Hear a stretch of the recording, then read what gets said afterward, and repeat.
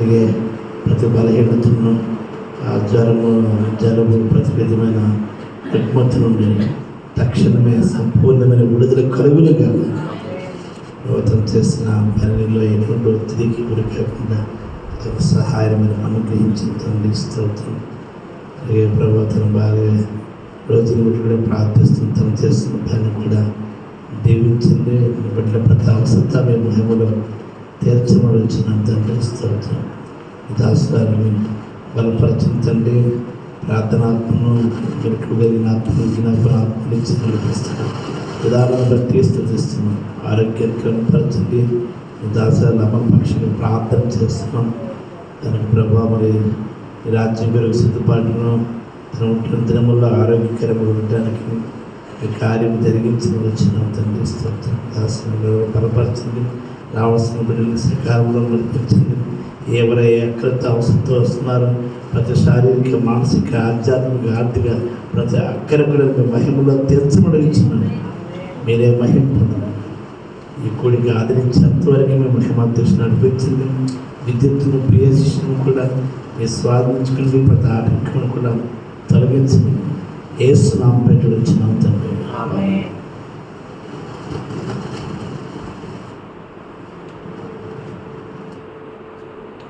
దేవుని స్తోత్రం. హల్లెలూయా. మా మదన హేమ గారు వచ్చి ఒక తీమైన పాట పాడి వినిపిస్తారు. ఈ యొక్క రెండవ ఆరాధనలో ఆత్మతో సత్యంతో దేవుని స్తుతిద్దాం.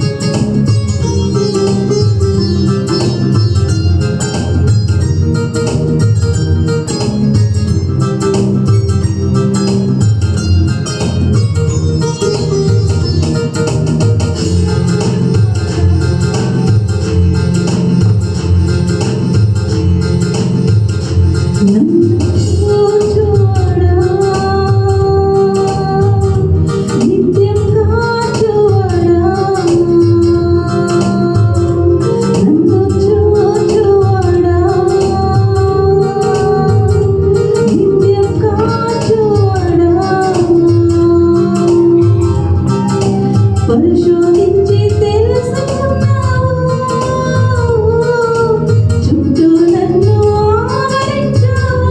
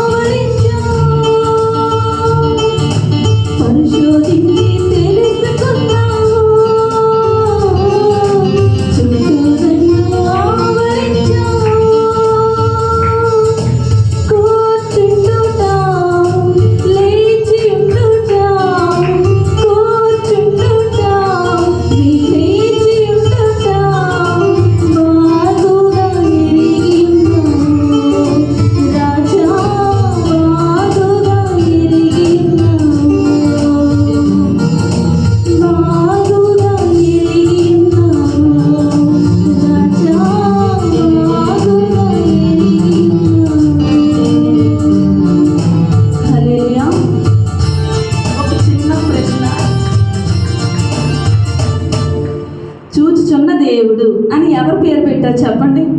ఆది కాండంలో ఆఖరు పెట్టిందనమాట. ఆఖరునే కాదు, మనల్ని కూడా నిత్యం ఆయన చూచుచున్నాడు. అందుకే ఈరోజు మీరు నేను సజీవులుగా ఆయన రెక్కల క్రింద ఉన్నామన్నమాట. దేవుడికి మహిమ కలుగును గాక. పాట పాడించిన సహోదరి అమ్మగారు ప్రత్యేకమైన వందనాలు. ఈ సమయంలో రమ్య వచ్చే ప్రత్యేకమైన పాట పాడి వినిపిస్తారు.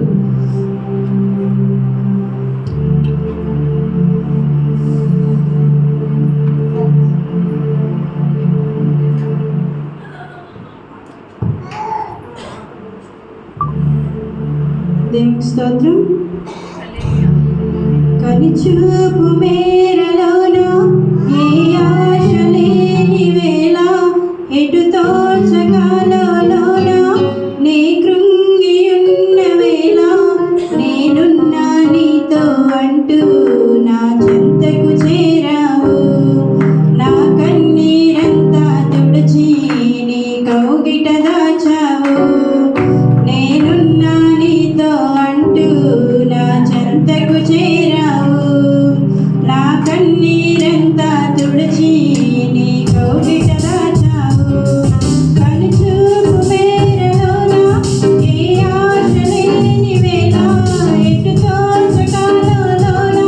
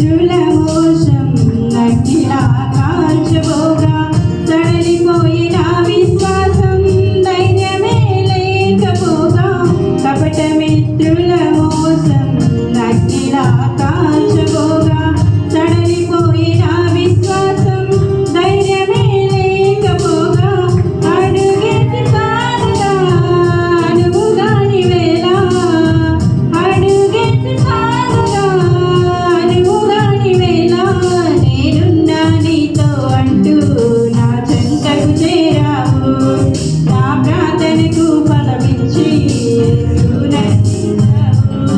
నేనున్నా నీతో అంటూ నా చెంతకు చేరావు నా ప్రార్థనకు ఫలమిచ్చి యేసు నడిపించావు కనుచూపు మేరలోన ఏ ఆశ లేని వేళ ఎటు తోచకాలలోన నే కృంగి ఉన్న వేళ నేనున్నా నీతో అంటూ నా చెంతకు చేరావు నా కన్నీరంతా తుడచి నీ కౌగిట దాచావు నేనున్నా నీతో అంటూ నా చెంతకు చేరావు నా ఆటంకాలన్నిటినీ యేసు తొలగించావు నేనున్నా నీతో అంటూ నా చెంతకు చేరావు నా నూతన నూతన గీతం యేసు పలికించావు. దేవుని స్తోత్రం. సెకండ్ పాట పాడండి సహోదరి రమ్యకు ప్రత్యేకమైన వందనాలు తెలియజేస్తాం. అందరూ లేచి నిలబడదాం.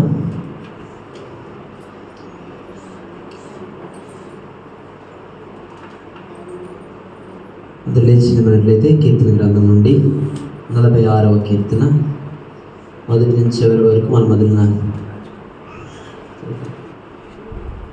రాజకుమారి గారు చదివి వినిపిస్తారు. ఆమె చదివిన మాటను తిరిగి చెప్పవలసింది మనం చేస్తున్నాం.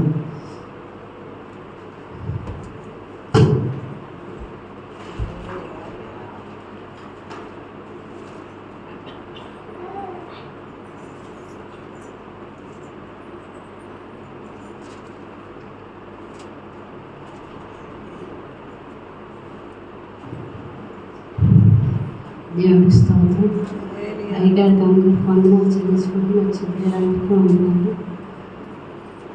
కీర్తనలు 46 1 నుంచి చదువుకుందాం. దేవుడు మనకు ఆశ్రయం దుర్గమై ఉన్నాడు. ఆపత్కాలంలో మనము ఆయన నమ్ముకున్న సహాయకుడు.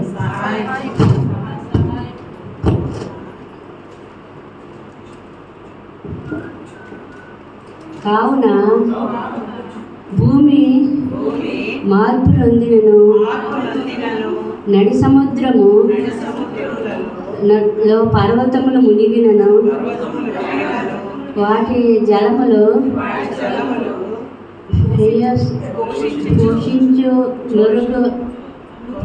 ఘోషించు నొరగ కట్టును. ఆ పొంగునకు పర్వతములు కదిలెను. మనము భయపడము. ఒక దినము కలదు, ఒక నది కలదు, దాని కాలువలు దేవుని పట్టణమును,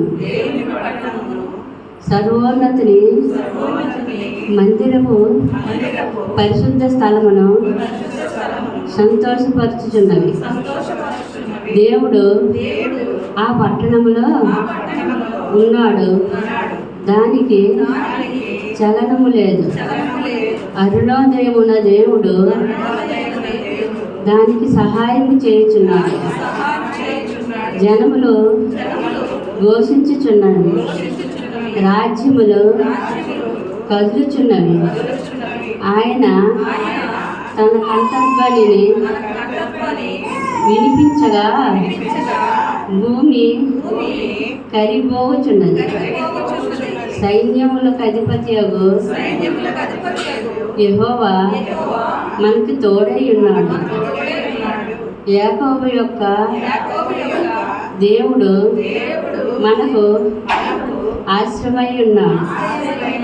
యెహోవా చేసిన కార్యములు వచ్చి చూడుడి. ఆయనే భూమి మీద నాశనములు కలుగజేయువాడు.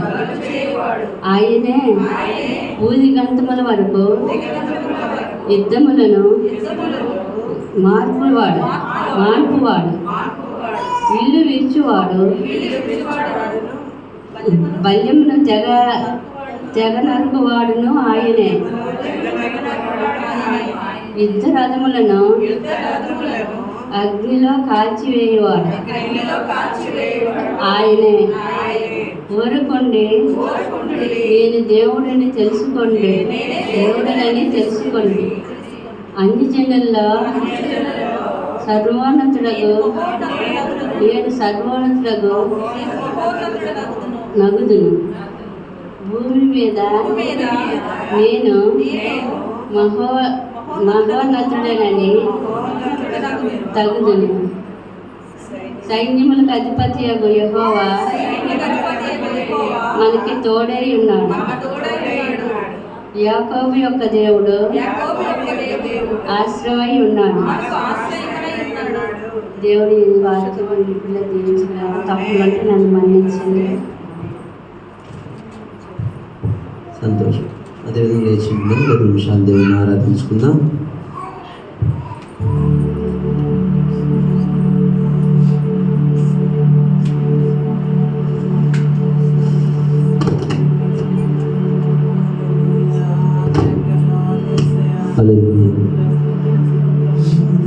మన దేవుడు నిజమైన దేవుడు, జీవించున్న దేవుడు.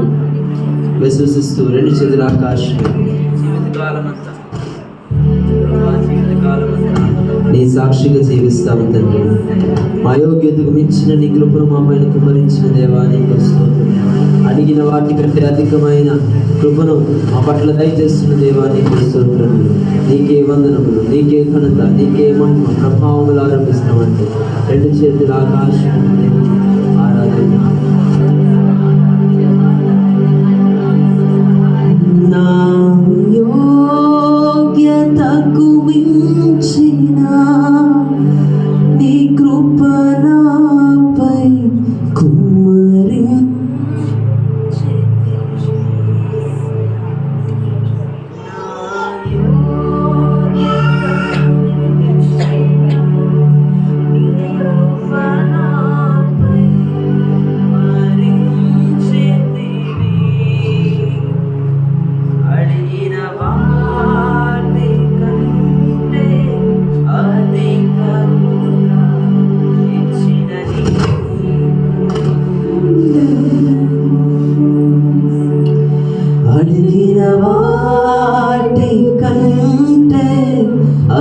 అధికముగా ఇచ్చిన నీకు వందనము. ధన్యవాదముతో స్తుతి పాడెదను నా యేసునా. నాకై నీవు చేసిన మేలకై కోటి కోటి స్తుతి వందనం. ధన్యవాదముతో స్తుతి పాడెదను నా యేసునా. నీవు చేసిన ఉపకారములపై కోటి కోటి స్తుతి వందనం. నా యోగ్యతకు మించిన నీ కృప నాపై కుమ్మరించితివి. నా యోగ్యతకు మించిన నీ కృప నాపై కుమ్మరించితివి. అడిగిన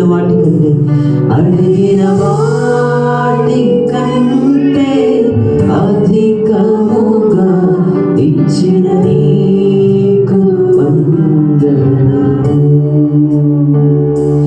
అడిగిన వాటికంటే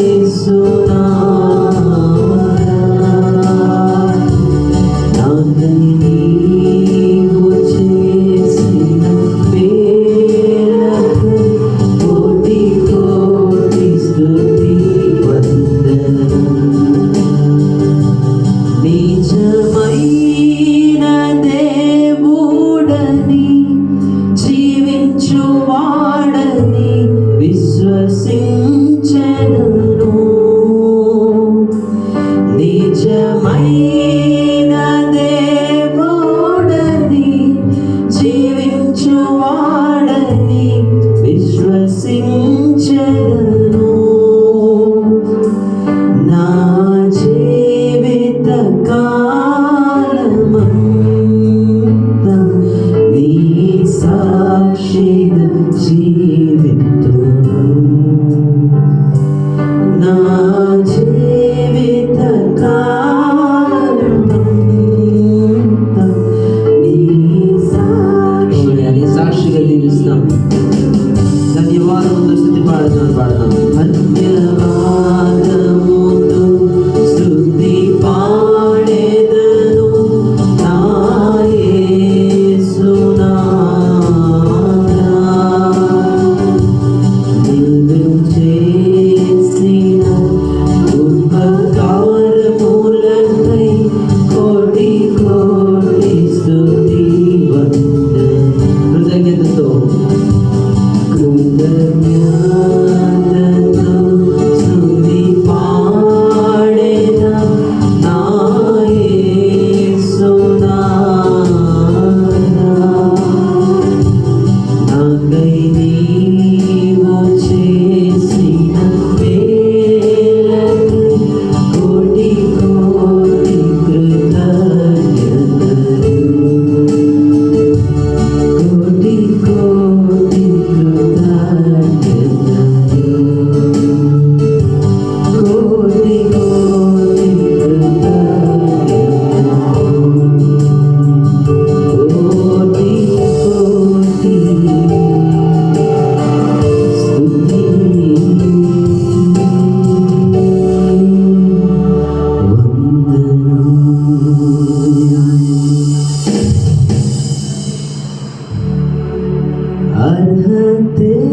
అర్హతేలేని నాపై నీదు ప్రేమ చూపిన కృపామయా. పాడదాం. అర్హతేలేని నాపై నీదు ప్రేమ చూపిన కృపామయా. ఆవుల కంటే అధికముగా ఇచ్చిన నీకు వందనములు. అడిగిన వాటి కంటే అధికముగా ఇచ్చిన నీకు వందనములు. ధన్యవాదముతో స్తుతి పాడెదను నా యేసునాథా. నాకై నీవు చేసిన మేలకై కోటి కోటి స్తుతి వందనం. కోటి కోటి స్తుతి వందనం. కోటి కోటి స్తుతి వందనం. ఈ ఆరాధన దేవుని సమర్పిస్తూ వాక్యంతో దేవుడు మనతో మాట్లాడాలి. మొదలు రామకృష్ణ గారు రామలక్ష్మి గారు ప్రార్థన చేస్తున్న అందరం ఏకీపిద్దాం. వాక్యం కొరకు ఎగిరిపడాలి. ముందుకు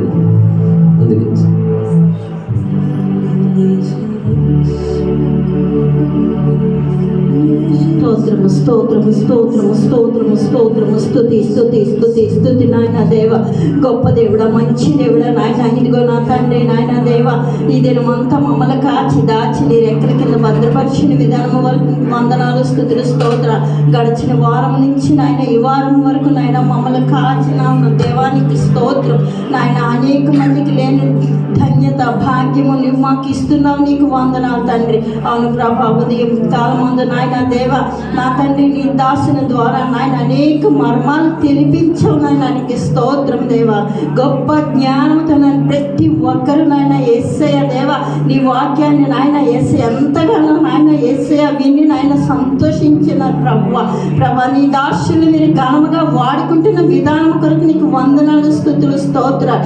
ఇదిగో తండ్రి నాయన నా తండ్రి వాక్యం నీది, దాసులు నీ వారు ప్రభా నాయన దేవా యేసయ్య నా తండ్రి నాయన నీ దాసుల్ని నాయన నీ వాక్కుతో నింపండి. ఏడంతల ఆత్మ శక్తి బలాన్ని మీరు ఇయ్యండి ప్రభా. ఇదిగో నా తండ్రి నాయన వచ్చిన మా అందరికీ కూడా నా తండ్రి నాయన యేసయ్య దేవా యేసయ్య నాయన వాక్యం చెప్పలేండగా ప్రభా మా హృదయం అనే పలక మీద మేము రాసుకొని నాయన దేవా విని విడిచిపెట్టేది కాదు, కానీ ఒక్కొక్క నాయన దేవా వచనాన్ని నాయన మా హృదయాల్లో ముద్రించుకున్నట్టు అటు కృప నాకును మాకును మా అందరికీ మీరు దయచేయమని అడుగుచున్నాను తండ్రి దేవా. ఇదిగో నా తండ్రి ఈ కూడికి అంతట్లో మీరు ఘనత మహిమ ప్రభావం పొందుకు మీ యేసు పరిశుద్ధ నామమున తండ్రి ఆమేన్. హల్లెలూయా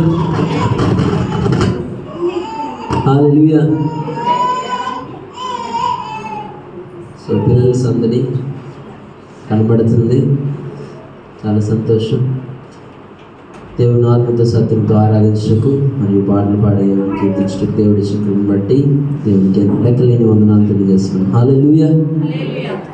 కనుక ఈరోజు ఉదయకాలంన చెన్నై నుంచి ఒక దైవ సేవకుడు బిషప్ గారు సత్యశ్రీ గారు వచ్చి అద్భుతమైన వర్తమానం అందించారు. హల్లెలూయా. నిజంగా అందరూ దీవింపబడ్డారు.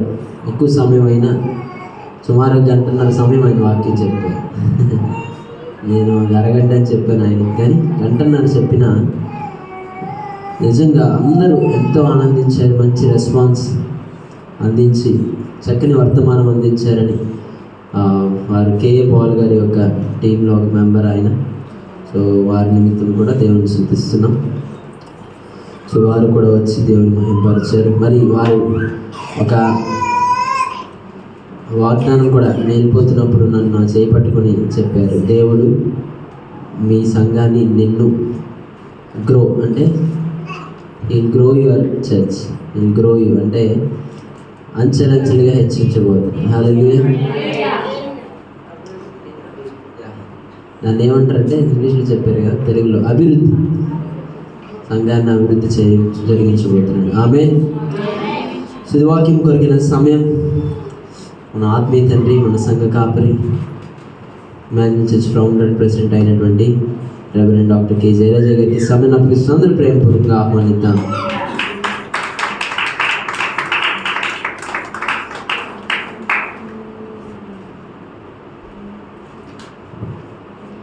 దేనికి స్తోత్రం,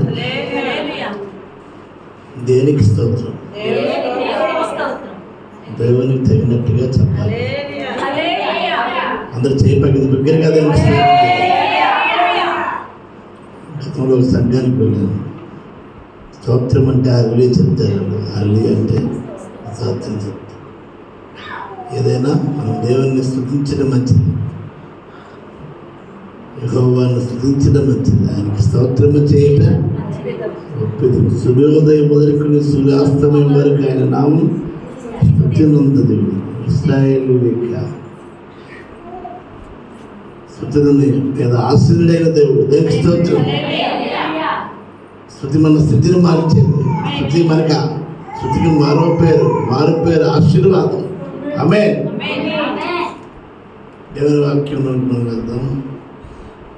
మరి దినము మనం ఊహించిన రీతిగా కలవని తలంపుగా దైవజనులు చెన్నై నుంచి దైవజనులు వచ్చారు. వారిని మీరు వాడుకుంటారా అన్నప్పుడు తప్పక వాడుకుందాను. దానికి స్తోత్రం. వారెవరో నాకు తెలియదు, నేనెవరు వారికి తెలియదు. అందరికి సద్యానికి స్తోత్రం తెలియదు. యెహోవా దొరుకు కాలమును వెతుకుడి. హల్లెలూయా. వాక్యం అనే కరువు తపస్సిస్తుంది. కాబట్టి వాక్యం చెప్పేవారిని చెప్పనద్దాం. దానికి స్తోత్రం తెలియదాం. హల్లెలూయా.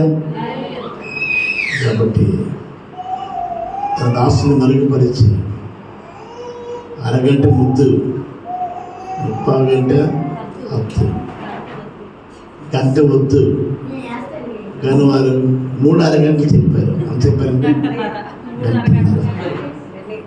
వారే ట్రాన్స్లేషన్ చేస్తే వారు చెన్నై వాస్తవ్యులు, చాలా దేశాలు వెళ్ళారు, చాలా భాషలు వచ్చాయి, తెలుగు కూడా తెలుగులో మాట్లాడారు. ట్రాన్స్లేషన్ వేస్తే గంటన్నర అయితే 3 గంటలు. కనుక దేవుడు అద్భుతకరమైన వర్తమానం అందించారు. రామకృష్ణ గారు ప్రార్థించిన రీతిగా, ఎవరి సేవకులు బెన్నియమ్మ గారు చెప్పిన రీతిగా దేవుడు మన సంఘాన్ని ఆశీర్వదించలేదు. ఎన్నొంతులట 5 దేవుడు ఆశీర్వదించారు. ఆమె చెప్పండి. ఇలా చాలామంది చెప్తే అర్థమైందండి, నమ్మలేరు. పలువురు దైవజనులు మన సంఘం స్థాపించి 6 ఏళ్ళలో దైవజనుల ద్వారా ప్రవచనాత్మకమైన మాటలు దేవుడు ఇచ్చారు. హల్లెలూయా. కనుక దేవుడు తన సేవకుని మాట రూఢిపరిచేవాడు. దగ్గరగా ఆమె చెప్పాలి. హల్లెలూయా. నూతన ఆత్మల సంఘానికి వచ్చినగా, నీ ప్రజల మీద ఆశీర్వాదం వచ్చినగా ఆమె చెప్తాం. ప్రతి వారి అవసరాలు తీర్చబడునుగా. ఇది ఒక మందిరం ఎలాగంటే ఒక హాస్పిటల్గా దేవుడు అంటే ఆరోగ్యకరమైన సంఘంగా వచ్చినగా. తర్వాత మీరు యూట్యూబ్లో కూడా కొంతవరకు రికార్డ్ అయింది, కనుక మీరు చూడవచ్చు. అందరూ దేవునికి స్తోత్రం చెల్లిద్దాం. మనం విశ్వసిద్దాం. విశ్వసించేవాడు కలవరపడ్డాడు. అమ్మ చెప్దాం. నమ్ముదాం. నమ్మినవాడు కలవరపడకూడదు. కలవర కాలంలో ఉన్నా కలవరపడకూడదు. ఆమె చెప్దాం. మరి ఇద్దరము దేవుని వాక్యంలో నుంచి ఒక మెఫీబోషెత్ గురించి ఆలోచించి,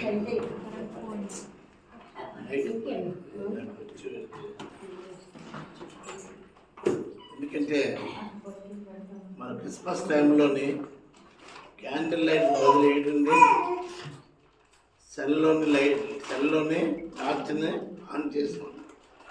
ఆమె చెప్తాం. ఇప్పుడు మీరు సెల్లో లైట్ని ఆన్ చేయండి.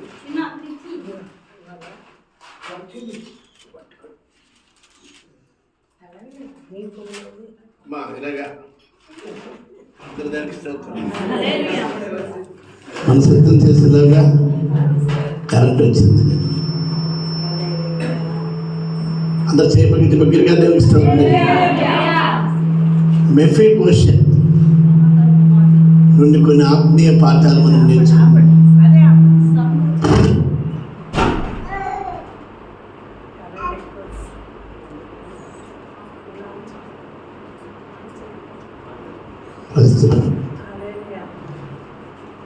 ప్రేరహాలతోని ప్రియశిష్టానికి దేవుడు స్వస్థత ఇచ్చింది కాబట్టి సరిపడిన ప్రియశిష్టాన్ని దేవుడు మనకు అనుగ్రహించింది కాబట్టి ఆమె చెప్తాను. కనుక మనం ప్రత్యక్ష గుడారంలో ఉన్నాం. ఇటు నుంచి అటు నుంచి తీసుకెళ్తున్నప్పుడు మరి మైక్స్ ఖరాబులు అవుతున్నాయి. కనుక ఈ సంబంధం ఒకసారి మనం ఆలోచించేద్దాం. మనకి స్టాండర్డ్ ఫిక్సింగ్ సిస్టమ్ ప్రేరాలకు కూడా దేవుడు అనుగ్రహించింది కాక ఆమె చెప్దాం. వాక్యానికి వెళ్దాం. మెఫీబోషెత్ నుండి కొన్ని ఆత్మీయ పాఠాలు నేర్చుకుందాం. ఈ మెఫీబోషెత్ ఇశ్రాయేలుకి మొదటి రాజు ఎవరు? సౌలు. ఆమె చెప్పండి. ఆ మొట్టమొదటి రాజు సౌలు. ఆ సౌలుకి మనవడు ఎవరండి? ఈరోజు కూడా ఈ ఆరాధనలో మనవుడిని మనవరాలతో కూడా వచ్చారు. ఆమె చెప్దాం. మెఫీబోషెత్ ఎవరంటే సౌలు రాజుకి మనవడు. ఈ సౌలు రాజు ఎవరు? సౌలు రాజు ఎవరు? ఇశ్రాయేలీకి మొట్టమొదటి రాజు. దావీదుకి ప్రాణ స్నేహితుడు ఎవరు? యోనాతాను. ఈ మెఫీబోషెత్ ఎవరండి? దావీదు యొక్క ప్రాణ స్నేహితుడైన యోనాతాను యొక్క కుమారుడు. దేనికి స్తోత్రం చెల్లిద్దాం. సౌలు మహారాజు ఫిలిస్తీన్తో యుద్ధం జరిగించిన తర్వాత మరణించాక శత్రువులు ఏం చేశారంటే 5 ఏళ్ళ మెఫీబోషెత్తును కూడా చంపేస్తారన్న భయంతో. ఎన్ని సంవత్సరాలు ఉంది? ఇంటికి 5 సంవత్సరాలు. చాలామంది ఏంటంటే శత్రుశాస్త్రం ఉండకూడదు అంటారు. శత్రుశాస్త్రం, రుణశాస్త్రం కూడా ఉండకూడదు. ఆమె చెప్పండి. ఇంకా రుణాల్లో ఉన్నారు ఎవరైనా? మీ రుణాలనే తీరుస్తే అమ్మడం లేదు. అదేనండి, మన పాపలను దేవుడు తీర్చాడు. లేకపోతే మనము అట్లా ఉండవలసిందే అని దేవుని వాక్యం సెలవిస్తుంది. శత్రుశాస్త్రము, రుణశాస్త్రం ఉండకూడదు. ప్రభు ఇచ్చే సంవత్సరంలో అప్పుడే 700లో ప్రవేశించాం. ఇంకా రుణశాస్త్రం అన్నది ఉండకూడదు, శత్రుశాస్త్రం కూడా ఉండకూడదు. అజాత శత్రువులుగా ఉండాలి. తెలుగు స్తోత్రం చెల్లిద్దాం. లోకంలోని 3 శత్రువులు. దేవుడి విరోధైన అపవాది ఒక శత్రువు, లోకం ఒక శత్రువు, శరీరం ఒక శత్రువు. అయితే సౌలు యొక్క మనవడు మెఫీబోషెత్ 5 ఏళ్ళ వయసులోని ఆలనా పాలన చూడడానికి దావీదుని దేవుడు ఏర్పరిచాడు. దానికి స్తోత్రం చెల్లిద్దాం. హల్లెలూయా. ఆ దాది ఎత్తుకొని పరిగెడుతున్నప్పుడు పడిపోయాడు. పుట్టుకతోనే కుంటివాడు కాదండి. దాది ఏం చేశాడు? దాది ఏం చేసింది? పరుగు వెళ్ళి అంటే ఆమె ఆ బిడ్డను రక్షించడానికి వెళ్ళింది. ఆ బిడ్డ పడిపోతే ఇంటివాడు అయిపోయాడు, కాలు విరిగింది. అయితే ఎక్కడే నివసించాడు అనేది మనం చూస్తే వాక్యంలో మనకు కనిపిస్తుంది. ఇది ఇలా చెప్పుకుని పోతుంటే కంటే మనం ఏం చేయాలంటే పాయింట్ వైజ్గా చేస్తే మీకు జ్ఞాపకం ఉంటుంది. దేనికి స్తోత్రం చెల్లిద్దాం. హల్లెలూయా.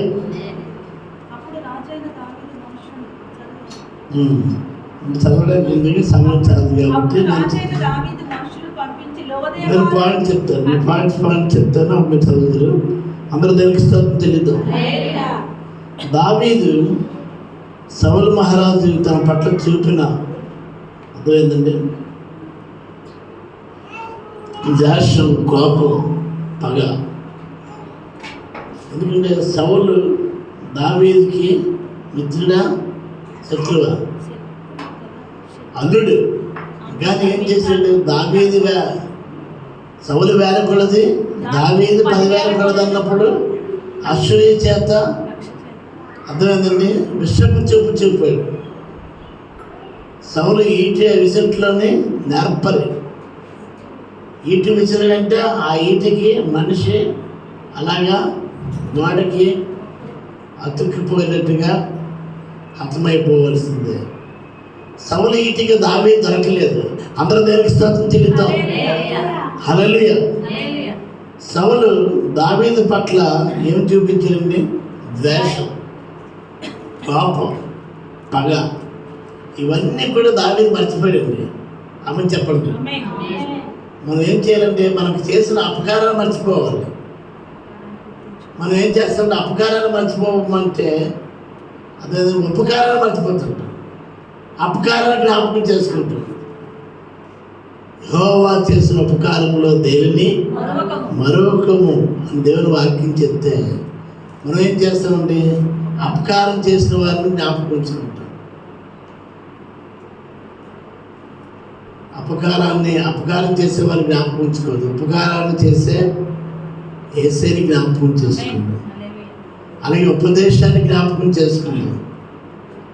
అదేంటండి ఉపకారం చేయటి జ్ఞాపకం చేసుకుందాం, ధర్మము చేయటి జ్ఞాపకం చేసుకుందాం.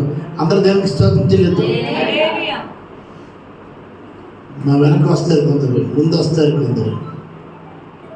అడిగితే లేదని లేదు, అది వీక్నెస్ అనొచ్చు, లేకపోతే నా నైజం అవ్వచ్చు. వెనకాల బుధవారం బాబు వస్తారు, ముందు చాలామంది వస్తారు. ఎవరు వచ్చినా కూడా కాదనలేదు, కాదనక దేవుడు. ఎందుకంటే నాకు జ్ఞాపకం ఉంటుంది, పేదలను కటాక్షించేవాడు దేవుడు, వాడు ఆపద నుండి తప్పించబడతాడు. పేదలు ఎప్పుడు ఉంటారని వేసి చెప్పాడు. ఏ ప్రభుత్వంలో కూడా ఉంటారు, ఏ దేశంలో ప్రపంచంలో కూడా ఉంటారు. కనుక మనం జ్ఞాపకం చేసుకోవాలి, అపకారాన్ని జ్ఞాపకం చేసుకోవద్దు. దేవుడు చేసిన ఉపకారాన్ని జ్ఞాపకం చేసుకుందాం, ఉపదేశాన్ని జ్ఞాపకం చేసుకుందాం, ఉపకారం చేయడం జ్ఞాపకం చేసుకుందాం, ధర్మం చేయడం జ్ఞాపకం చేసుకుందాం, దేవునికి స్తోత్రం చెల్లిద్దాం. దావీదు పైన సౌలు ఏం చేశారండి? అల్లులన్నీ కూడా స్పేర్ చేయకుండా ద్వేషం, కోపం, పగ, ఇది అధికార వాంఛ అంటారు కదా, అధికార దాహం.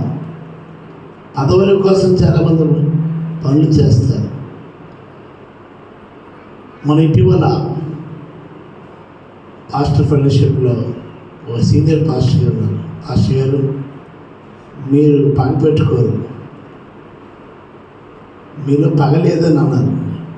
నేను అనమనలేదు ఆయనకి, ఆయన అన్నారు పగ పెట్టుకోకూడదు. అందరూ దానికి శ్రద్ధ తెలుద్దాం. ద్వేషం, కోపం, పగ అన్నీ కూడా మర్చిపోయి సౌలు రాజు యొక్క మనవుడైన మెఫీబోషెతుని ఆయన చేర్చుకున్నాడు. దేవునికి స్తోత్రం. తండ్రిలా ఆదరించాడు, అండగా నిలిచాడు. ఆమె చేద్దాం. కాబట్టి ఇది దేవుని ప్రేమ. నేను ప్రపంచానికి మీరిద్దరు కూడా ఆదర్శమే. ఆమె చేద్దాం. పగలు ప్రతీకారాలతో ఏమీ సాధించలేము అనే విషయాన్ని జ్ఞాపకం చేసుకోవాలి. ప్రేమ, అనురాగం, ఆప్యాయత మనకు ఉండాలి. అర్థమైందండి? చివరి వరకు మనుషుల్ని కలిపి ఉంచాలి. దానికి స్తోత్రం చెల్లిద్దాం. కాబట్టి కొన్ని విషయాలు మీకు చెప్తాను. ఈయన ఎటువంటి వాడిని? మెఫీబోషెత్ కుంటివాడైన మెఫీబోషెత్ గురించి చూస్తున్నాం. చదవండి, సమూయేలు రాసిన 2వ ఇప్పుడు చదవండి. 4:4. సౌలు కుమారుడు యోనాతానుకు కుంటివాడు కుమారుడు ఉండెను. అదేంటండి? కుంటివాడైన మెఫీబోషెత్ ఎవరి కుమారుడు అండి? యోనాతాను కుమారుడు. యోనాతాను ఎవరి కుమారుడు? సౌలు కుమారుడు. యోనాతానుకి ఏ కుమారుడు? కుంటివాడు కుమారుడు. అయితే ప్రియమైన దేవుడు, ఎంత వయసు ఆయనకి? 5 ఏళ్ళు. ఎలా కుంటితనం వచ్చింది? దాది రక్షించాలని, శత్రువుల నుంచి రక్షించాలని ఎత్తుకొని పరుగున పారిపోగా వాళ్ళు పడి కుంటివాడాడు. ఆయన కుంటివాడు. ఒకటి. రెండవదిగా 9వ అధ్యాయం 4వ వచనం అదే గ్రంథం. అతడక్కడ ఉన్నాడని రాజు అడగగా షీబా చిత్తగించుము, అతడు లోదేబారులో అమ్మీయేలు కుమారుడకు మాకీరు ఇంట ఉన్నాడని రాజుతో అనెను. ఈయన గురించి ఆరా తీసేది ఎవరు? దావీదు రాజు. ఇశ్రాయేలు మొట్టమొదటి రాజు ఎవరు? వినండమ్మ, సౌలు. రెండవ రాజు ఎవరు? దావీదు రాజు. మొట్టమొదటి రాజు ఎవరు? సౌలు. రెండవ రాజు ఎవరు? దావీదు. దావీదు ఏం చేశాడంటే, మెఫీబోషెత్ ఎక్కడున్నాడు అని దావీదు రాజు అడిగ్గా అప్పుడు షీబా అంటాడు, చిత్తగించము, అతను ఎక్కడున్నాడండి? లోదేబారులో మాకీరి ఇంట ఉన్నాడు. దేవునికి స్తోత్రం. లోదేబారు అంటే అర్థం ఏంటంటే పచ్చిక లేని స్థలం. అదేనండి, మనం మండలం విడిచిపడతాం, పచ్చిక లేకపోతే. లోదేబారు అంటే పచ్చిక లేని స్థలం. ఎవరింటి ఉన్నాడు? మాకీరు ఇంటి ఉన్నాడు. మాకీరు అనగా అమ్మబడినవాడు, మెఫీబోషెత్ అనగా సిగ్గుకరం. అర్థమైందండి? ఒకసారి పచ్చిక లేని స్థలంలో ఆయన ఉన్నాడు, మేత లేని స్థలంలో ఉన్నాడు, అమ్మబడినవాడు ఇంట్లో ఉన్నాడు. అమ్మబడినవాడు అంటే అర్థమైందండి? అమ్మబడినవాడు ఎవరు? బానిస. బానిసకి ఏం చేస్తారండి? కాల్చి నెత్తి మీద గుర్తుపడతారు. అది ఎక్కడ పారిపోయినా కూడా దొరికిపోతాడు, ఎందుకంటే కాల్చిన మచ్చ ఉంటుంది. అయితే అటువంటి వ్యక్తిని ఒకనాడు అమెరికా ప్రెసిడెంట్ అయిన అబ్రహాం లింకన్ ఏం చేశాడండి? తను అమ్మివేయబడ్డాడు. ఎవరైతే ఆయన్ని కొనుక్కున్నారో, ఆ బానిసని కొనుక్కున్నారో, ఆ బానిస బతుకు చాలు, నువ్వు ఎంతగా అమ్మబడవో ఆ అమ్మబడిన అమౌంట్ నేను ఇచ్చేస్తానని ఇచ్చేసి ఏం చేశాడంటే ఒక స్లేవ్ని ఏం చేశాడంటే సన్గా చేశాడు. అందరూ తెలియదు. అబ్రహాం లింకన్ ఒక స్లేవ్ అంటే బానిసని కుమారుడిగా చేర్చుకున్నాడు. అలాగే ఇక్కడ సౌలు యొక్క మనవడిని కూడా దావీదు రాజు ఏం చేశాడంటే మాకీరు అమ్మబడిన వాడు ఇంట అర్థమైందండి, ఏమీ లాభం. తర్వాత ఇంకేంటంటే ఒక రాజు మనవడే ఉండి మెఫీబోషెత్ సిగ్గుకరం, కుంటివాడిగా ఉండుట దేవుని చిత్తమా? దినమున మేము కొన్ని పాస్టర్స్ విజిట్ చేయడానికి వెళ్ళాం. అర్థమైందండి? చాలామంది సంఘాన్ని విజిట్ చేస్తే మేము పాస్టర్లు విజిట్ చేస్తాం. ఒక పాస్టర్ గారి ఇంటి జరిగితే ఒక అబ్బాయి బెడ్ మీద ఉన్నాడు. ఆ అబ్బాయి అర్థమైందండి తన మనసు మీదే ఉంటాడు ఎప్పుడు కూడా. ప్రియమైన దేవునికి బిడ్డారు. ఇటువంటి పరిస్థితి ఎవరిది? మెఫీబోషెత్ పరిస్థితి. ఎక్కడున్నాడు? సమృద్ధి కలిగిన ఇంట్లో లేడు, సమృద్ధి కలిగిన స్థలంలో లేడు, అమ్మబడిన వాడి ఇంటి ఉన్నాడు. అయితే 5వ సంవత్సరం నుంచి 21వ సంవత్సరం వచ్చింది, కానీ ఆహారం లేని స్థలంలో ఉన్నాడు. అదే మేత లేని స్థలంలో ఉన్నాడు. వంశమేమో రాజవంశం. చాలామంది మా వంశం ఏంటంటే నాగవంశం. అదేంటండి మా వంశం అంటే పల్లా వంశం, పల్లవారి పౌరుషం. పౌరుషం మనల్ని రక్షించదు, వంశాన్ని రక్షించదు. రాజ్యవంశం అయినప్పటికీ ఏంటి అనుభవించారండి? పేదరికం అనుభవించింది. ఇప్పటికి కూడా మన దేశంకి పేదరికంలో ఉంది. ఎన్ని ప్రభుత్వాలు మారినా ఇంకా పేదరికంలో ఉంది. ఎందుకంటే దేవుడే చెప్పాడు, అది పేదలు ఎప్పుడు మీతో పాటు ఉంటారు. దానికి స్తోత్రం తెలియదు. దీనికి కారణం రాజు వారసుడే ఉండి, మనవుడే ఉండి, ఈ కుంటితనంతో ఆహారం లేని స్థలంలో అమ్మబడిన వాడింటి తలదాచుకోవడం. ఇది ఎవరు చేసిన తప్పు అంటే తను చేసిన తప్ప. 5 సంవత్సరాల అబ్బాయి ఏం తప్పు చేస్తాడండి? 5 సంవత్సరాల అబ్బాయి ఏం తప్పు చేస్తాడా అంటే తాత చేసిన తప్పు. ప్రియమైన దేవుని దినముల్లో మనం చేసిన తప్పులు కాదండి, మన తాత ముత్తాతలు చేసిన తప్పులు శాపాలుగా మనం ఏం చేస్తున్నామండి? అనుభవిస్తూ ఉన్నాం. కనుక ఈరోజు ఈ అంశం బట్టి మన యొక్క శాపాలు కొట్టివేయబడును గాక. మన మీద ఉన్న శాపాలు ఏస్తున్నాము, మన కొట్టివేయబడును గాక. ఆమేన్. ఆకలితో అలమటిస్తుంది మెఫీబోషెత్. ఇప్పటికే ఆకలి చావులు ఉన్నాయి, తెలుసా మీకు?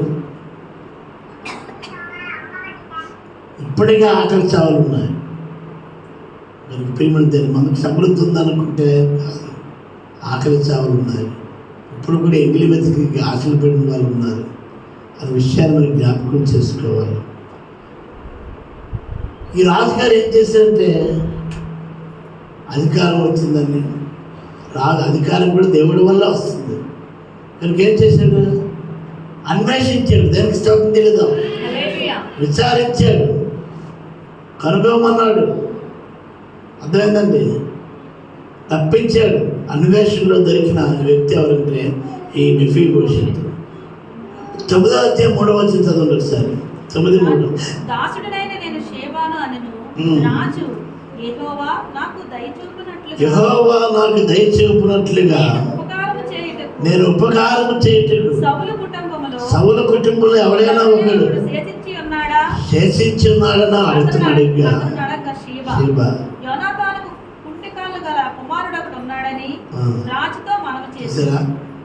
ఒక శత్రువు సంతానం పట్ల అంత కన్సర్న్ ఉన్నాడండి. అర్థమైందండి. ఈ రాజుగారు సౌలు గారి కుటుంబంలో ఎవరైనా నేను ఉపకారం చేయడానికి ఎవరైనా ఉన్నారా?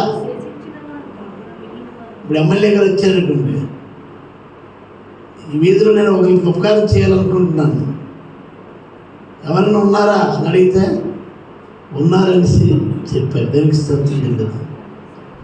ఎవడైనా ఒకడు ఉన్నాడా అని అడిగా అప్పుడు చెప్పారు యోనాతాను ఉన్నాడండి, సౌలు కుమారుడు యోనాతాను. యోనాతానుకు కుమారుడు ఉన్నాడు, ఆయనకి కుంటికాలు కుమారుడు ఉన్నాడు అని రాజుతో ఏం చేశాడంటే మనం చేశాడు. దానికి స్తోత్రం చెల్లిద్దాం.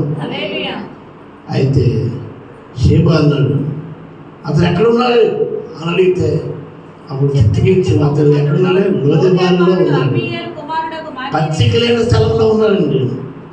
నెక్స్ట్ ఇంకెక్కడ ఉన్నాడు?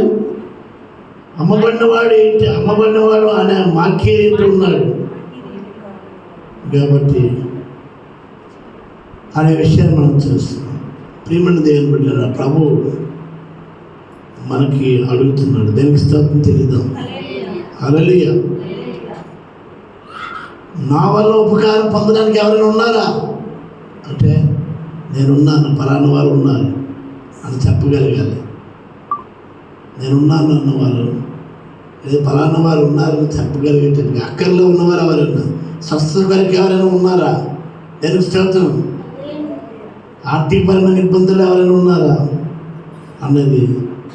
అందుకే ప్రభువైన యేసుక్రీస్తు వారు నశించిన దాన్ని వెతికి రక్షించడానికి లోకానికి వచ్చారు. లోకాసు వార్త 19వ అధ్యాయం 10వ వచనం. యేసు ప్రభు ఎందుకు వచ్చాడండి ఈ లోకానికి? నశించిన దానిని వెతికి రక్షించడానికి. 19:10 లోక 19:10 అది కంటతా ఉండాలి మీకు. చూసారా యేసు ప్రభు ఎందుకు వచ్చారండి? ఎవరైతే పాడైపోయారో వారు బాగు చేయడానికి వచ్చారు. త్రాగుబోతులను మార్చడానికి, తిరిగిబోతులను మార్చడానికి, తిండిబోతులను మార్చడానికి. అర్థమైందండి. ఆహారం లేని దరిద్రులుగా ఉన్న వారికి పాడైపోయిన దాన్ని బాగు చేయడానికి యేసుక్రీస్తు లోకానికి వచ్చాడు. 15:4 అదే గ్రంథం లోక 15:4 మీరు ఏ మనుషునికైనా ఎన్ని గొర్రెలు ఉన్నాయా? 3 గొర్రెలు కలిగి ఉండగా వాటిలో తప్పిపోయింది.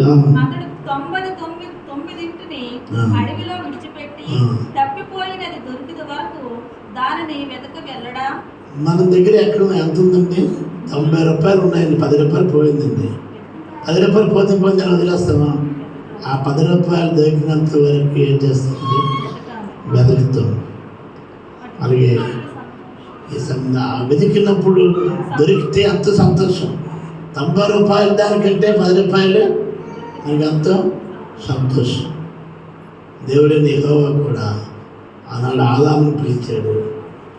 ఈరోజు పాఠ్యాంశంగా దావీదు ఎవరు పిలిచాడండి? మెఫీబోషెతును పిలిచాడు. నిన్ను కూడా పిలుస్తున్నాడు. దానికి స్తోత్రం చెల్లిద్దాం. నీ ఆకలిని తీర్చడానికి, హల్లెలూయా, నీ ఆశను తీర్చడానికి, నీకు సమృద్ధిని ఇవ్వడానికి, అందరికి దానికి స్తోత్రం చెల్లిద్దాం. నీ పాపాన్ని క్షమించడానికి, నీ శాపాన్ని విడిపించడానికి, నీ ఆర్థికపరమైన ఇబ్బందులను విడిపించడానికి, నీకు జాబ్ ఇవ్వడానికి, బాబు ఇవ్వడానికి, వివాహం జరిగించడానికి, ఎన్నెన్నో కార్యాలు దేవుడు చేయడానికి సిద్ధంగా ఉన్నాడు. దానికి స్తోత్రం. నీకు ఉపకారం చేయడానికి ఆయన సిద్ధంగా ఉన్నాడు. 9వ అధ్యాయం 5వ వచనం. దావీదు రాజు అప్పుడు రాజైన దావీదు మనుషులను పంపి లోదెబారులో ఉన్న అమ్మీయేలు కుమారుడకు మాకీరు ఇంట నుండి అతనిని చూసిన రప్పించెను. రాజుగారు పిలిపించినటువంటి మాటలు కాదు కదండి. ఇప్పుడు ఉదాహరణకి ఎమ్మెల్యే గారు రామలక్ష్మి గారు పిలిచారు. ఏ రామలక్ష్మి? లక్ష్మి గారు అత్తగారు.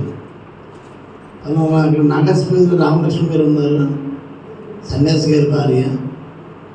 ఆమె ఏంటంటే పెన్షన్ లేక ఇబ్బంది పడుతుంది, పెన్షన్ శాంక్షన్ చేస్తారని పిలిస్తే ఎలాగుంటుందండి. అందరూ ఒకసారి దేనికి స్తోత్రం తెలియదు. హల్లెలూయా. అలాగే రాజుగారి దగ్గర నుంచి పిలుపు పొందిన మెఫీబోషెత్. రాజైన దావీదు మనుషులను పంపి ఏం చేశాడు? లోదెబారులో ఉన్న మాకీరు నుండి రప్పించాడు. అలాగే దేవుడు మనల్ని రప్పిస్తాడు, మనల్ని పిలుస్తున్నాడు. ఎందుకంటే దేవుడు మనల్ని ఎందుకు పిలుస్తున్నాడు తెలుసా?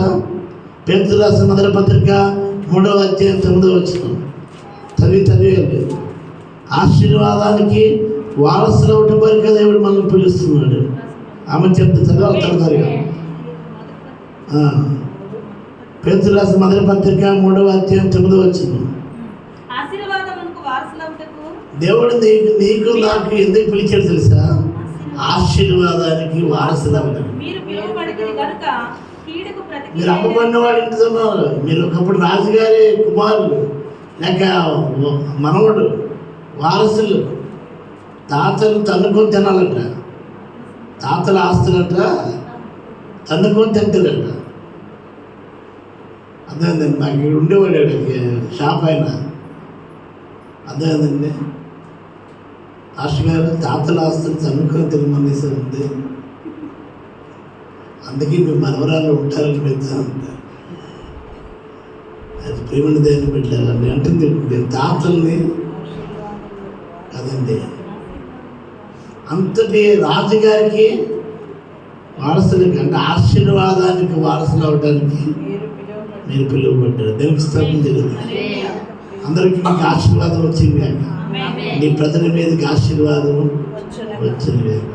రెండవది, ఎందుకు పిలిచాడంటే దేవుడు మనల్ని ఎందుకు మరి మెఫీబోషెతుని పిలిచాడు, నిన్ను పిలిచాడు, నన్ను పిలిచాడు. కొరింథీయులకు రాసిన మొదటి పత్రిక 7:15 తొందరగా 7:15.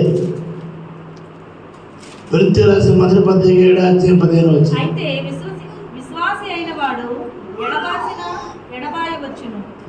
అట్టి సందర్భములో సహోదరికైనను నిర్బంధము లేదు.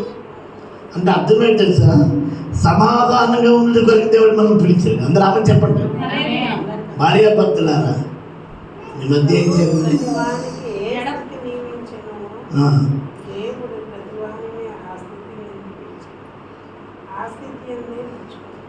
నువ్వు ఏ స్థితిలో పిలువబడ్డా ఆ స్థితిలో నువ్వు ఎలా ఉండాలిగా? సమాధానం పొంది దేనికి స్తోత్రం తెలియదాం. సమాధానంగా ఉండేకి దేవుడు పిలిచాడు. కొరింథీయులకు రాసిన మొదటి పత్రిక 1:9 వచ్చిన చదివితే యేసుక్రీస్తు వారిగా యేసుక్రీస్తు అను తన కుమారుని సహవాసమునకు మిమ్మల్ని పిలిచిన దేవుడు నమ్మదగినవాడు. యేసుక్రీస్తులో మేము ఉన్నట్టు కొరకు సహవాసంలో ఉన్నట్టు కొరకు పిలిచాడు. దశరథ రాసిన మొదటి పత్రిక 4వ అధ్యాయం 7వ వచనంలో చూస్తే పరిశుద్ధులు ఒకటికి పిలిచాడు. దేనికి స్తోత్రం తెలుద్దాం. పరిశుద్ధులు ఒకటికే దేవుని చిత్తం. ఉదయకాలం బ్రాంచ్ సంఘంలో చెప్పారు. దేవునికి స్తోత్రం. ఇంకేంటండి, గలతీయ 5:13 రాసుకుని ముందు నోట్ చేసుకుంటే తర్వాత చూసుకోవచ్చు. స్వతంత్రులుగా ఉండే దేవుడు మనం పిలిచాడు. దేనికి స్తోత్రం తెలీదు. బానిసలుగా ఉంటే కొరకు కాదు, దాసులుగా ఉంటే కొరకు కాదు, దాసులుగా ఉంటే కొరకు కాదు. ఏమని పిలిచాడమ్మా? మీరు స్వతంత్రులుగా ఉండే కొరకు పిలువబడుతుంది. దేనికి స్తోత్రం. మీరు స్వతంత్రులుగా ఉండాలి. అంతకాలం ఎవరి మీద ఆధారపడి ఉంటారు? స్వతంత్రులుగా ఉంటే పిలువబడ్డారు. దేనికి స్తోత్రం తెలియదు. పేతురు రాసిన మొదటి పత్రిక 2వ అధ్యాయం 9వ వచనంలో కన్నతవాక్యం కూడా మనము చీకటిలో ఉన్నప్పుడు ఆశ్చర్యకరమైన తన వెలుగులోనికి మనల్ని పిలిచాడంటే వెలుగులో ప్రవేశించిన కొరకు. ఆమె చెప్పండి. ఇక చీకట్లో ఉండొద్దు. ఓ పాస్టర్ గారు ఇంటి పేరు ఏం పేరు? చీకటి అంట. ఇంటి పేరే చీకటి. మనం చీకట్లో ఉండే కొరకు కాదు, వెలుగులో ప్రవేశించిన కొరకు పిలువబడ్డాడు. అంటే పాయింట్లు నేను చెప్తున్నానండి. క్రీస్తు యేసు యొక్క సహవాసం కొరకు పిలువబడ్డాం. కొరింథీ రాసిన 1:9 అత్యంతముది. తిమోతి రాసిన మొదటి పత్రిక 6:10 నిత్య జీవం పొందిన కొరకు పిలిచారు. ప్రకటన 19 చూస్తే గొర్రె పిల్ల పెండ్లి విందు కొరకు పిలిచాడు. దానికి స్తోత్రం చెల్లిద్దాం. ప్రకటన గ్రంథం 19:9 గొర్రె పిల్ల పెండ్లి విందు కొరకు పిలిచాడు. ఎవరైనా పిలిస్తే కదా వెళ్తాం, పిలకుండా వెళ్తామా? అమలు చేద్దాం.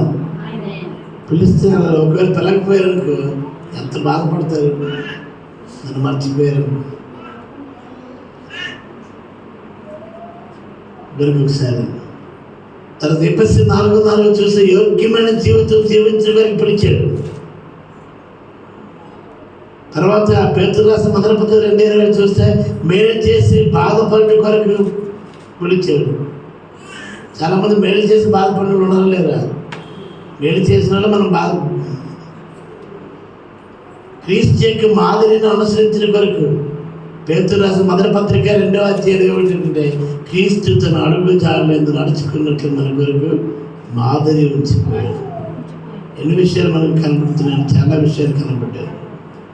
ఒకటి ఆశీర్వాదానికి వారసులు అవడానికి, సమాధానంగా ఉండే కొరకు, యేసుక్రీస్తు వారిగా ఉండే కొరకు, పరిశుద్ధుడి కొరకు, స్వతంత్రుడిగా ఉండే కొరకు, ఆయన వెలుగులో ప్రవేశించే కొరకు, క్రీస్తు యొక్క సహవాసం కొరకు, నిత్య జీవం పొందిన కొరకు, గొర్రెపిల్ల విందు కొరకు, ఒకటే నిరీక్షణ కలిగి ఉండేందుకు, యోగ్యమైన జీవితం జీవించిన కొరకు, మేలు చేసి బాధపడ్డ కొరకు, క్రీస్తు యొక్క మాదిరిని అనుసరించిన కొరకు. దేవునికి స్తోత్రం చెల్లిద్దాం. 5 ఎందుకు పిలిచారంటే పేరు పెట్టి మనల్ని పిలిచాడు. ఇందాక హేమ గారు మన ప్రశ్న వేశారు, అదే చూస్తున్న దేవుడిని ఎవరు పెట్టారు, ఎవరికి పెట్టారు. అప్పుడు మీరు చాలామంది రాలేదు. ఆవిడ పెట్టింది, ఎవరికి పెట్టింది? దేవుడికి పెట్టింది. దేవుడు మనకి పెట్టాడు, కానీ దేవుడికి పేరు పెట్టింది. దేవుడి చూస్తున్న దేవుడు పిల్లవాడితో అరణ్యంలో వెళ్ళినప్పుడు వాటర్ అదేదండి, వాటర్ ప్యాకెట్ లేదు, వాటర్ బాటిల్ అయిపోయింది. దేవుడు ఏంటంటే మొత్తానికి ఏం చేయటంటే పుష్కలమైన నీరు దేవుడు పంపించాడు, నీటి బొగ్గును పంపించాడు. అది ఎప్పుడు కూడా అది అయిపోతుంది. పేరు పట్టి పిలిచిన మెఫీబోషెత్ దేవునికి స్తోత్రం. నిందని కూడా పిలిచాడు. మెఫీబోషెత్తును పిలిచినప్పుడు 9వ అధ్యాయం 6 సమయాలు రాసుకుంటున్నాం. 2 గ్రంథం 9వ అధ్యాయం సౌలు కుమారుడు యోనాతాను పుట్టిన మెఫీబోషెత్ దావీదు నదికి వచ్చి ఏం చేసిన పిలిచినప్పుడు సాగిలిపడి నమస్కారం చేశాడు. హల్లెలూయా. అప్పుడు దావీదు అంటే మెఫీబోషెత్తు అని పిలిచినప్పుడు అతడు అంటాడు, నీ చిత్తం, అది చిత్తం, నీ దాసునైనా నేనున్నాను. నేను కుంటివాడు అనలేదండి, దావీదు కుంటివాడు అనలేదు. అది చిత్తం, నీ దాసునైనా ఏమైనా పిలిచాడండి? మెఫీబోషెత్తుని పిలిచాడు. దేనికి స్తోత్రం చెల్లిద్దాం. చాలాసార్లు మనకి ఏమైనా కుంటివాడిని పిలుస్తాం, చెవిటివాడిని పిలుస్తాం, గుడ్డోడిని పిలుస్తాం, చట్టోడిని పిలుస్తాం. అలా కాదండి, యేసయ్య మనం పేరు పెట్టి పిలిచాడు. జక్కయ్యను కూడా జక్కయ్య అని పిలిచాడు. దేనికి స్తోత్రం చెల్లిద్దాం. హల్లెలూయా. నతనేలు పిలిచాడు, సౌలును పిలిచాడు. దానికి స్తోత్రం.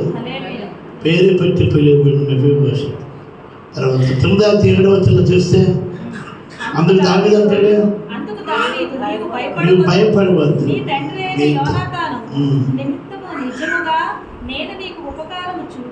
నీకేదో చంపేస్తాను, ఏదో కుట్టేస్తాను, తిడతాను, జైల్లో వేస్తాను నువ్వు అనుకోవద్దు, భయపడద్దు. నీ తండ్రి నీ యోనాతాను బట్టి నీకు ఉపకారం. చాలాసార్లు ఉపకారం ఎవరి వల్ల వస్తుంది సార్? తల్లిదండ్రుల ద్వారా.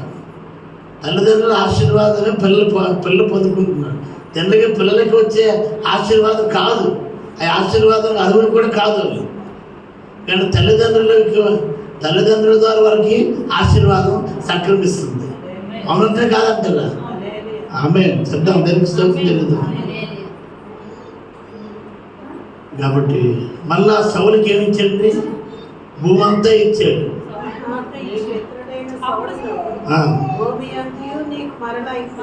అర్థమైందండి. నీ పితరుడైన సౌలు భూమి అంతా కూడా నీకు మళ్ళా ఇస్తాను. అందరూ అమ్మ చెప్పండి. నీ తాత ముత్తాతని కాస్త మళ్ళా ఇస్తాను. ఆమె చెప్పండి. వద్దా?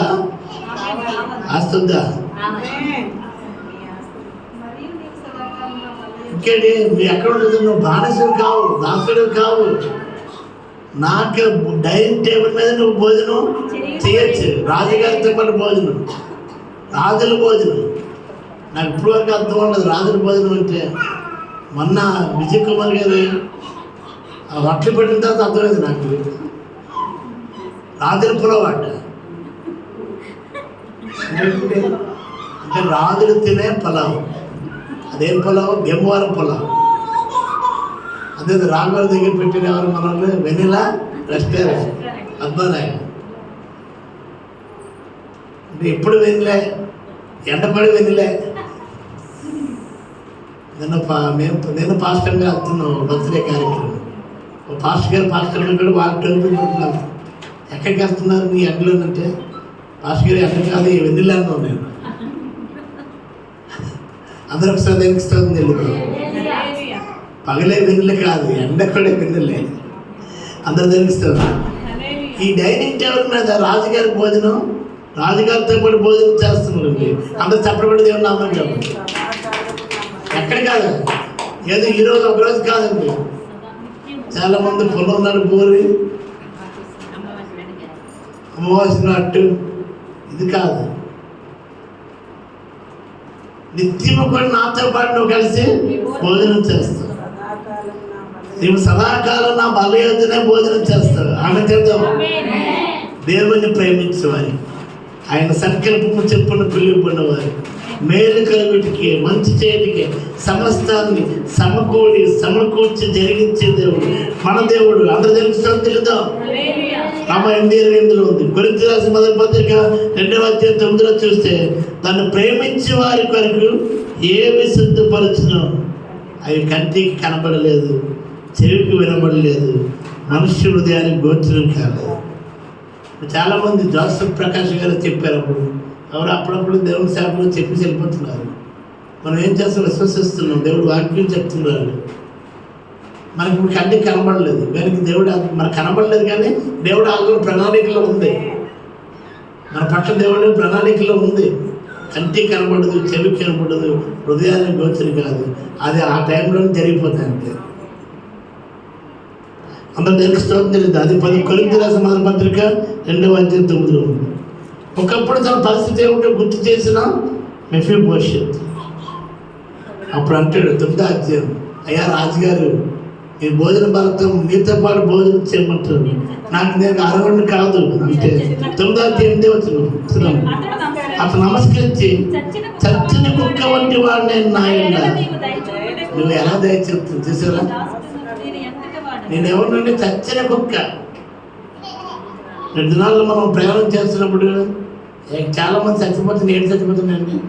కుక్కలు చచ్చిపోతుంది, అది మనిషి చచ్చిపోతా, ఆ కుక్క చచ్చిపోతే అలా వెళ్ళిపోతుంటాం మనం. చచ్చిన కుక్క వంటి వాడే నా ఇళ్ళ నువ్వు దయచేయకుడు, నీ దాసుడు అంతటి వాడు. ఎవరు? మెఫీబోషెత్. అప్పుడు 2వ అధ్యాయం 8వ సమూయేలు రాసిన మొదటి గ్రంథం 2వ అధ్యాయం 8వ చూడండి. దేవుడు వాగ్దానం ఉంది. మొదటి సమూయేలు 2వ అధ్యాయం 8వ ఉంది. దరిద్రులను అధికారులతో కూర్చోబెట్టి, అందరూ ఆమె చెప్పండి. అసలు అధికారులతో కూర్చోబెడతాడు. కరెక్ట్గాతో కూర్చోవడం వంటి మాటల ఎమ్మెల్యే గారితో కూర్చోవడం, ఎంపీ గారితో కూర్చోవడం, సీఎం గారితో కూర్చోవడం, పిఎం గారితో కూర్చోవడం. బైబిల్ చెప్తుంది దరిద్రులు అధికారులతో కూర్చుని మహిమల సింహాసనాన్ని స్వతంత్రింపజేయటకు వారిని మంటిలో నుండి ఎత్తివాడు.